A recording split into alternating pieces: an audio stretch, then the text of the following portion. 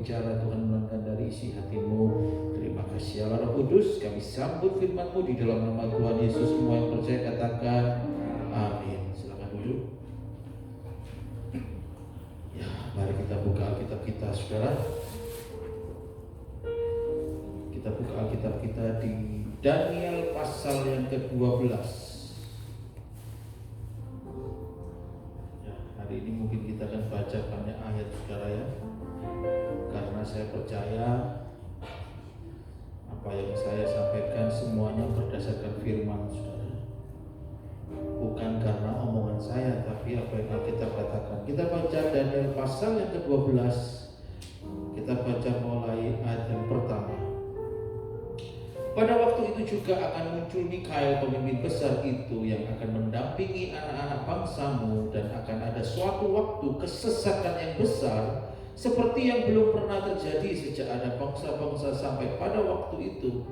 Tetapi pada waktu itu bangsamu akan terluput, yakni barang siapa yang didapatinya namanya tertulis dalam kitab itu.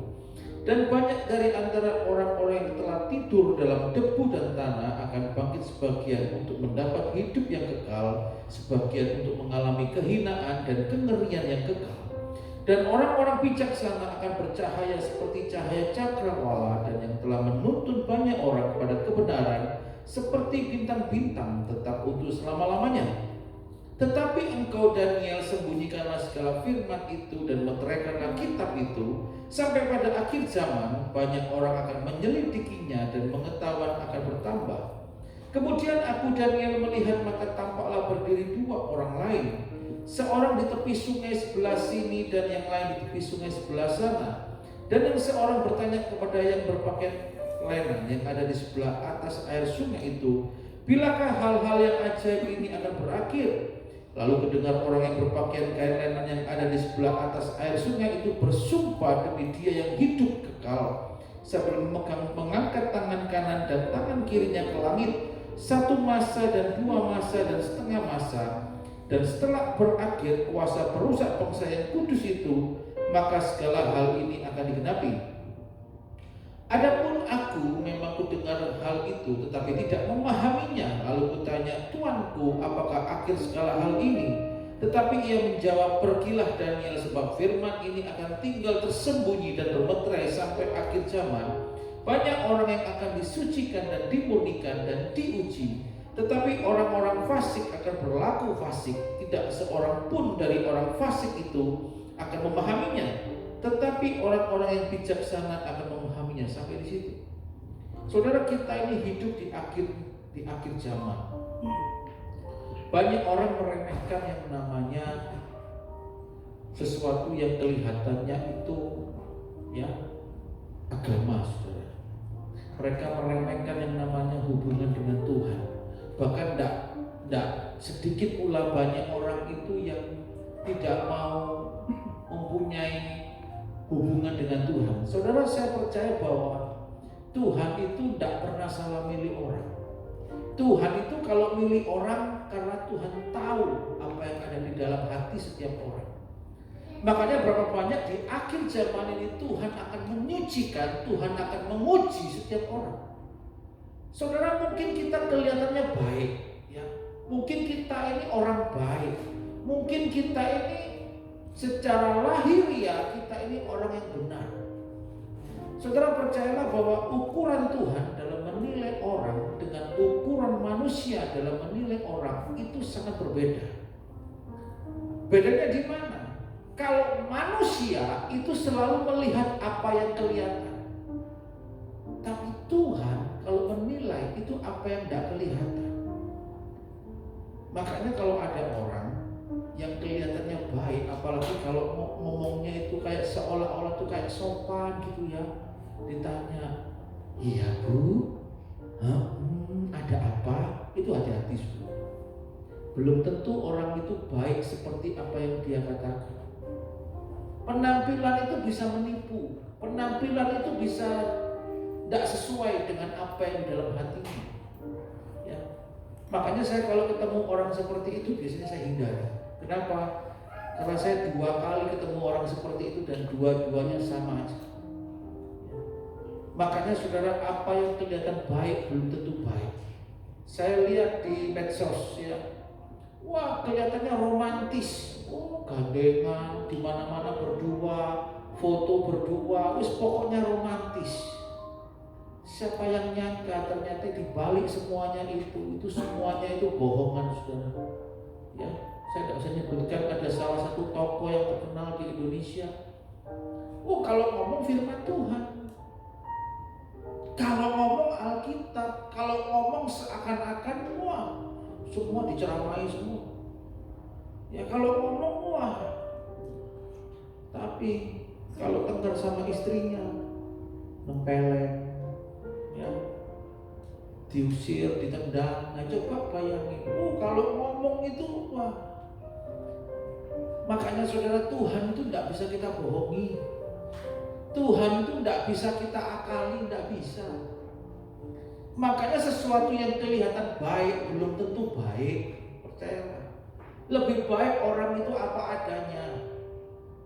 Kalau memang kita tidak bisa ngomong jadilah apa adanya. Kalau memang ngomongnya belak-belakan, ya belak-belakan aja sudah. Ya, berapa banyak saya ketipu dengan orang-orang yang kelihatannya itu sopan, santun. Kalau ngomong itu pelan-pelan, iya, wah itu bahaya itu. Saya sudah tidak percaya lagi dengan orang jenis seperti itu, sudah tidak percaya lagi. Kenapa? Karena saya tahu ternyata apa yang kelihatannya baik belum tentu baik. Apa yang kelihatannya seolah-olah luar biasa tapi belum tentu, saudara. Karena hati orang hanya dua yang tahu, Tuhan dan dirinya sendiri. Kita bisa ngomong di depan orang dengan tertawa, tapi di dalam hatinya siapa yang tahu? Tidak ada yang tahu. Mulut yang sama kita berkata baik, mulut yang sama di belakang kita bisa ngomong yang tidak baik. Makanya berapa banyak kadang orang seringkali itu begitu dimurnikan, begitu disucikan, seringkali orang tidak kuat. Kenapa? Karena sakit, daging ini sakit. Ketika daging ini dimurnikan, sakit, saudara ya. Daging ini kalau dimurnikan ini berteriak. Kenapa? Karena daging ini kepingin sesuatu yang nyaman, daging ini kepingin sesuatu yang enak. Tapi Tuhan itu selalu kepingin manusia, roh kita ini yang lebih baik, lebih bagus. Makanya manusia roh dan manusia daging itu berbeda. Kalau manusia daging, saudara cuma hanya kasih makan, biarin aja, itu akan bertumbuh dengan dewasa dengan sendirinya. Tapi kalau manusia roh, begitu saudara nggak disuplai dengan asupan-asupan firman, maka manusia roh saudara itu tidak akan bisa bertumbuh. Berapa banyak kadang orang kalau khotbah pinter, kalau baca firman pinter, ya. Tapi pada kenyataannya banyak orang yang tidak mengerti apa yang Tuhan mau. Kalau ngomong pinter, firman begini. Tapi begitu mengenal Tuhan, Tuhan tuntut lebih. Nggak bisa Pak. Saudara, saya percaya ikut Tuhan itu proses. Makanya saudara jangan kaget ya. Gereja semakin besar itu justru semakin bahaya. Kenapa? Karena ukuran tolak ukurnya adalah kuantitas. Begitu seorang pemimpin gereja besar mengalami kejatuhan dan kuantitasnya tidak berubah, maka seakan-akan berarti tidak masalah. Hati-hati. Makanya saudara, posisi yang paling berbahaya adalah ketika kita di atas gunung, itu berbahaya. Ketika kita lagi di puncak-puncaknya, itu berbahaya. Makanya saudara kalau lihat semua perusahaan, semua apapun di dalam dunia, tidak ada yang bisa yang namanya bertahan sampai selama-lamanya, itu tidak bisa. Semua itu ada waktunya. Makanya kenapa dikatakan regenerasi. Regenerasi itu sebetulnya itu untuk melanjutkan apa yang sudah dilakukan. Saudara, orang itu tidak akan bisa bertahan selama-lamanya di atas, itu tidak bisa. Makanya kalau ada orang yang begini, ada orang sudah usia, sudah berumur, ya, dia memegang perusahaan, dipegang terus. Nanti lihat, Mau berapa tahun? Suatu saat manusia itu terbatas. Suatu saat manusia itu pasti akan mengalami yang namanya penurunan. Makanya kalau saya pelajari banyak perusahaan-perusahaan yang bisa bertahan lama itu karena dari generasi. Ya. Pemimpin apapun, baik pemimpin negara, pemimpin apapun, tidak ada yang bertahan selamanya, tidak ada. Presiden Indonesia, Presiden Soeharto, itu presiden paling lama, saudara, 32 tahun. Ya. Toh pada akhirnya juga tergantikan juga. Artinya apa? Tidak ada sesuatu yang kekal. Semuanya itu ada masanya. Nah, ketika orang itu mengalami masa di atas, kalau tidak berhati-hati, ini bahaya. Sangat bahaya. Kenapa? Karena ketika seseorang di atas, daging ini mengikuti. Daging ini mau tidak mau itu apa ya? Seirama. Makanya saudara kalau masuk ke restoran, saudara bawa uang dengan saudara tidak bawa uang itu beda. Kalau kita ini masuk restoran ya, begitu kita tidak bawa uang, yang kita lihat itu selalu harga. Oh dihitung, wah cukup tidak ya? Oh berapa ini ya? Oh pas ya atau gimana? Tapi kalau kita punya uang yang berlebih masuk restoran, nggak lihat harga saudara. Yang dilihat apa? Menunya, kamu mau apa? Kamu mau apa? Kamu mau apa? Kenapa? Karena kita sanggup membayar. Atau kita masuk ke showroom, misalkan kita masuk ke showroom, kita punya uang dengan kita tidak punya uang, masuk showroom pun beda. Kalau tidak punya uang, masuk showroom itu minder. Aduh gimana ya, cukup tidak ya? Ditanya ini berapa mobilnya, ini berapa? Ditawari yang mahal ya, kita takut, nanti takut kemahalan, takut tidak cukup ya. Tapi kalau kita megang uang saudara, masuk showroom, itu dengan PD-nya saudara, dengan PD-nya kita akan masuk dengan bangganya, dengan PD-nya seolah-olah kita bisa beli semuanya. Itu sifat manusiawi begitu. Makanya ketika kita diberkati, kita harus berhati-hati. Begitu kita lemah, kita akan jatuh. Makanya saudara, manusia itu tidak bisa kekal apapun itu. Baik perusahaan, dalam hal rohani juga sama, dalam hal dunia juga sama. Artinya apa? Hanya Tuhanlah yang bisa kekal selamanya. Manusia tidak ada yang kekal. Tidak ada yang kekal. Makanya pada waktu akhir zaman Tuhan itu akan memurnikan banyak orang. Semua orang akan masuk yang namanya dapur pemurnian. Begitu kita dimurnikan, Tuhan tahu kita ini siapa.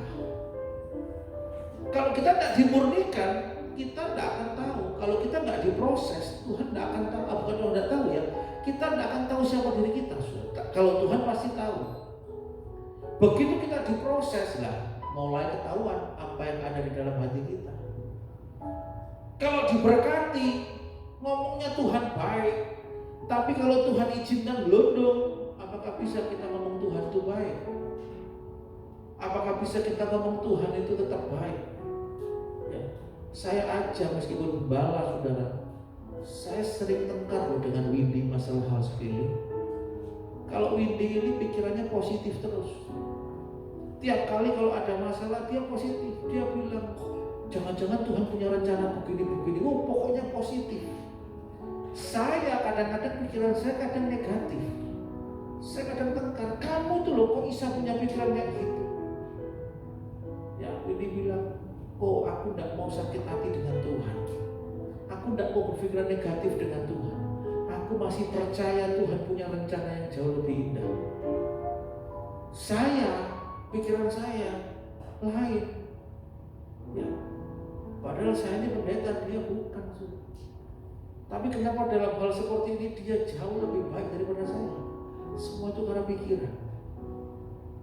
Kalau kita pakai pikiran kita akan kecewa dengan Tuhan. Tapi kalau saudara pakai iman saudara dengan Tuhan, saudara tidak akan kecewa dengan Tuhan. Saya ngomong apa adanya. Dan ini memang kenyataan. Saudara, ketika kita dimurnikan, waduh sakitnya minta ampun. Ya kadang kita teriak, Tuhan sakit, ya memang sakit. Ketika engkau dimurnikan, engkau mengalami kesakitan. Nah di situ Tuhan ingin tahu kamu sampai sejauh mana. Ayub kalau nggak dihajar begitu, kita tidak akan tahu bahwa Ayub itu memang orang yang benar-benar saleh. Ayub ini salah apa, saudara? Tidak salah apa-apa. Ayub ini orang baik, loh bayangin. Ayub ini orang saleh. Alkitab katakan Ayub ini orang saleh. Ayub ini kan diproses hanya karena korban perbincangan antara Tuhan dengan setan. Begitu setan itu jalan-jalan, Tuhan ngomong, Tan, kamu dari mana? Oh, aku ini dari keliling dunia, Tuhan. Lalu dimulai percakapan, setan, kamu lihat hambaku Ayub. Di situ mulai masalah terjadi. Setan ngomong, oh ya jelas Tuhan, kamu lindungi Ayub, kamu berkati Ayub, kamu bentengi Ayub, kamu sertai Ayub. Coba kamu buka semua, tak habisin, Ayub pasti menghina kamu. Tuhan gengsi. Oh gitu, oke, tak cabut semua, tapi jangan kamu ambil nyawanya, karena nyawanya milik aku. Tuhan gitu. Lalu setan ada deal-dealan MOU sama Tuhan. Oke bos, salaman dulu. Salaman. Setelah itu apa yang terjadi? Ayub dengan singkat, anaknya mati semua, hartanya ludes. Tidak cuma begitu, dia banyak borok di badannya. Istrinya marah-marah. Istrinya ngomong begini, Yob, dalam keadaan seperti ini kamu masih memuji Tuhan. Kutukilah Tuhanmu, mati wae. Kalau bahasa Surabaya, mati wae wis. Mati kamu. Ayub bilang begini, kamu ini kayak perempuan orang gila, kamu ini kayak perempuan gila. Masa kita ini mau yang baik saja, yang tidak baik tidak mau. Hebat loh Ayub. Nah, kita bisa tidak kayak gitu? Belum tentu bisa. Oh, belum tentu bisa. Ya. Dari situ kita bisa tahu bahwa Ayub ini benar-benar hatinya ini benar-benar dengan Tuhan. Waktu berjalan. Lalu Ayub dipulihkan Tuhan. Singkat cerita, Ayub dipulihkan Tuhan 2 kali lipat. Anak-anaknya yang meninggal Tuhan kasih lagi, saudara. Hartanya Tuhan kasih 2 kali lipat. Tuhan buat berhasil Ayub. Kenapa, saudara? Karena Ayub sudah mengalami proses. Lalu Ayub berkata, bukan dari kata orang saja aku melihat kebaikan Tuhan, melainkan dari mata kepalaku sendiri. Berarti saudara, sebelum Ayub diproses, Ayub belum mengenal Tuhannya dengan baik. Ayub belum mengenal Tuhannya dengan benar, atau Ayub belum mengenal Tuhannya dengan lengkap. Karena sebelum diproses, Ayub cuma dengar kata orang kalau Tuhan itu begini-begini. Begitu Ayub diproses, baru Ayub ngomong, bukan dari kata orang, tapi dari mata kepalaku sendiri. Aku melihat bahwa Tuhan adalah Tuhan yang baik, loh saudara. Setiap proses yang Tuhan izinkan itu untuk mendatangkan kebaikan buat diri kita. Semuanya pasti mau diberkati. Siapa nggak mau diberkati? Semua pasti mau diberkati. Saya juga pasti mau diberkati. Tapi masalahnya adalah, apakah kita sudah siap belum untuk diberkati? Itu pertanyaan yang paling gampang. Kadang-kadang kita diberkati sedikit, sombongnya minta ampun. Orang sombong itu bukan dinilai dari penampilan, bukan. Orang sombong, Alkitab katakan, itu dilihat dari apa yang ada di dalam hati kita. Ukuran sombong orang dengan ukuran Tuhan melihat kesombongan itu berbeda. Orang sombong di hadapan Tuhan itu kalau orang tidak butuh Tuhan, seolah-olah Tuhan itu ya kalau ingat Tuhan oke, kalau tidak ingat Tuhan ya Tuhan ngertilah. Itu orang sombong. Saudara, Alkitab tidak pernah salah. Alkitab berkata begini, takaran yang kamu takarkan kepadaku, kata Tuhan, aku akan menakarkan balik kepadamu. Jadi jangan salahkan Tuhan Kalau seolah-olah Tuhan tidak menjawab doa kita, atau seolah-olah Tuhan tidak menghiraukan kita, atau seolah-olah Tuhan ini menyepelekan kita, jangan salahkan Tuhan. Karena kita dulu yang menyepelekan Tuhan. Kita merasa bahwa Tuhan pasti ngerti. Dari dulu Tuhan tuh ngerti, cuma kita yang tidak pernah ngerti Tuhan. Semua itu menganggap bahwa karena Tuhan tidak kelihatan. Makanya banyak sekali anak-anak Tuhan menyepelekan Tuhan. Saudara percayalah bahwa yang Tuhan minta itu kesetiaan. Kalau saudara pelajari firman, ya, di Wahyu mengatakan, aku tahu jerih payahmu, aku tahu dari pengorbananmu, aku tahu perbuatanmu. Memang kau tidak berbuat dosa, memang kau tidak berbuat yang tidak benar, tapi engkau sudah jatuh ke dalam dosa yang paling dalam. Bingung jemaatku, kita dosa apa, Pak? Engkau kehilangan kasih mula-mula. Alkitab katakan orang yang kehilangan kasih mula-mula itu dosanya jatuhnya lebih dalam, saudara. Bayangin, berarti yang Tuhan mau itu bukan apa yang kelihatan baik, tapi apa yang ada di dalam hatimu. Kalau saudara fokus dengan Tuhan, saya percaya Tuhan akan fokus dengan kamu. Kalau kamu tidak pernah fokus dengan Tuhan, jangan salahkan kalau Tuhan juga tidak pernah fokus sama kamu. Karena Tuhan kita itu Tuhan yang adil. Orang kadang pengen diberkati. Tuhan berkati aku, Tuhan jawab doaku. Terus Tuhan tanya, pada saat aku menunggu kamu di mana? Tidak bisa jawab. Tuhan, aku ini repot Tuhan. Kalau Tuhan ngomongnya sama gimana? Tuhan, kamu di mana? Tuhan bilang, aku ini repot loh nak. Tidak kamu tok loh anakku ini banyak. Mati tidak kita sudah. Kalau Tuhan jawab begitu,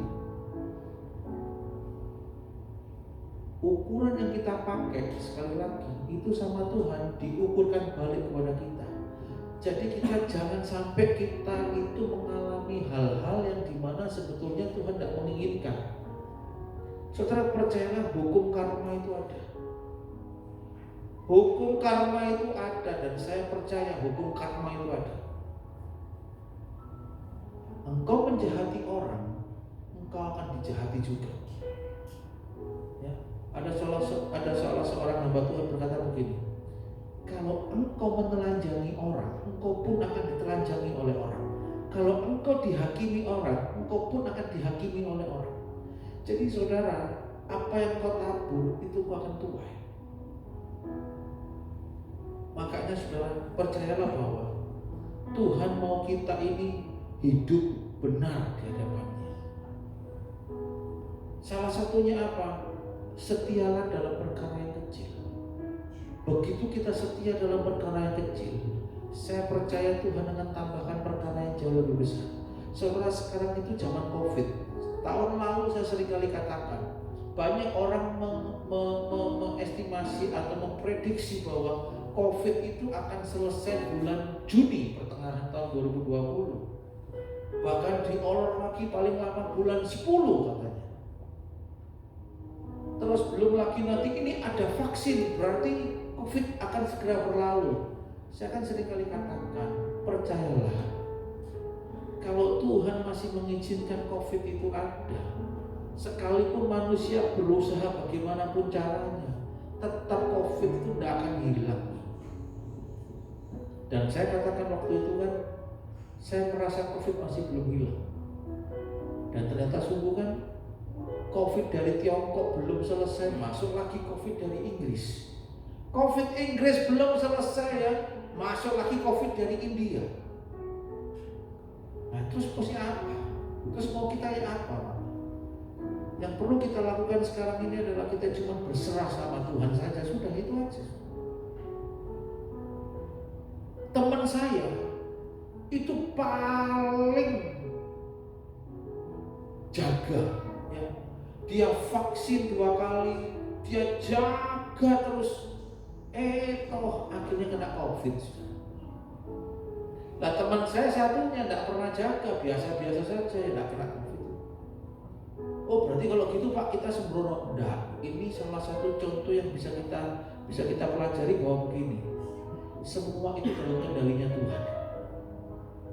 Kalau selama kita itu mematuhi protokol, selama kita itu tidak mencobai, ya kita masih menjaga kebersihan, pakai masker, ya cuci tangan, kita jaga jarak, kita bersih, ya saya percaya saudara yakinlah bahwa Tuhan menyertai saudara.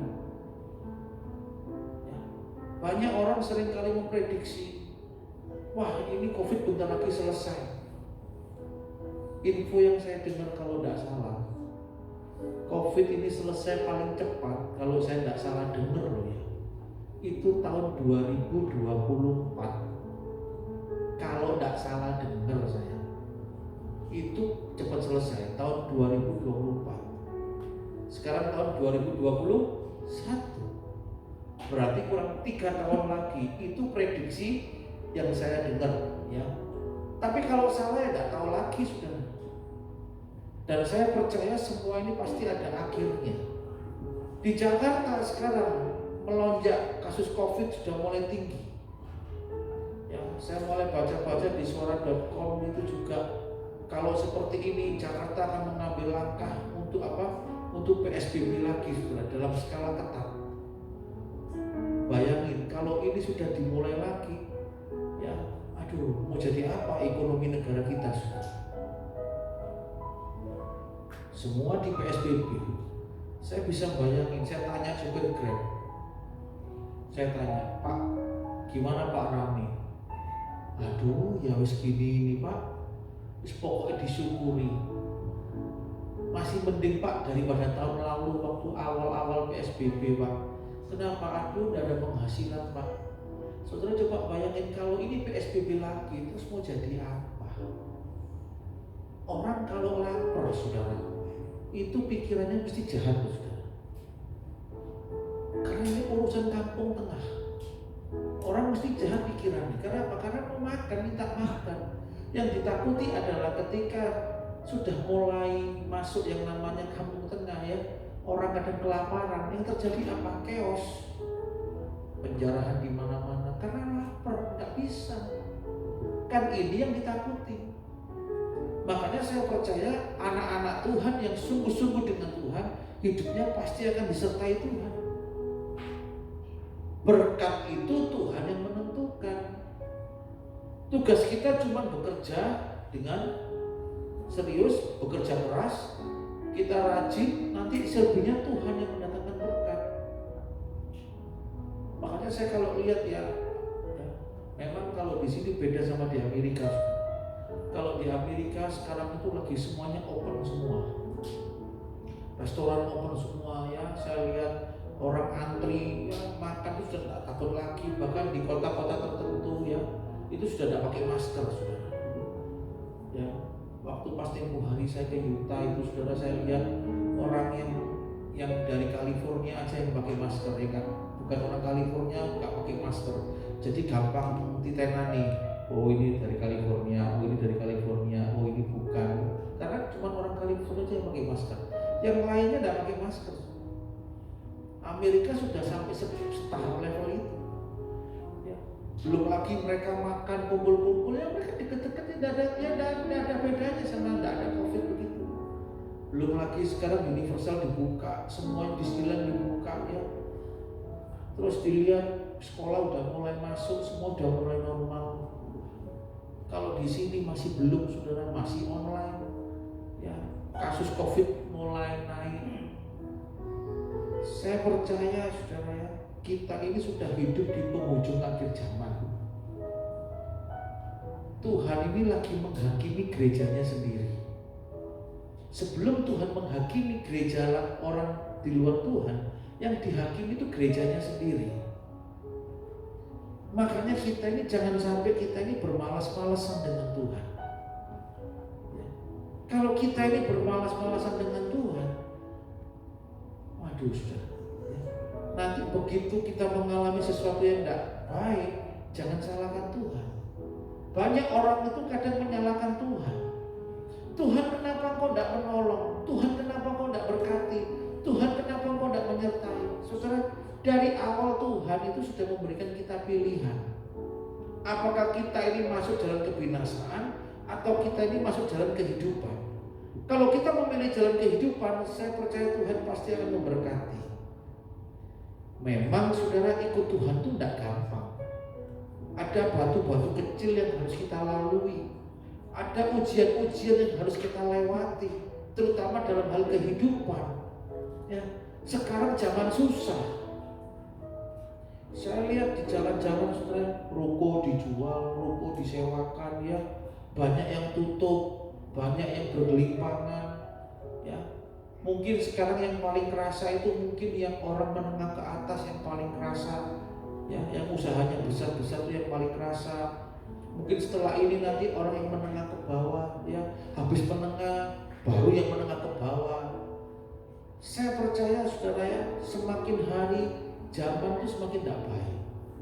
Tapi Alkitab katakan dengan jelas bahwa diberkatilah orang yang mengandalkan Tuhan. Saudara, saya yakin pada waktu akhir zaman, ya, nanti orang yang benar-benar dengan Tuhan, hidupnya itu pasti akan mengalami berkat Tuhan. Karena berkat Tuhan itu tidak ditentukan dari keadaan. Kenapa? Contohnya Ishak.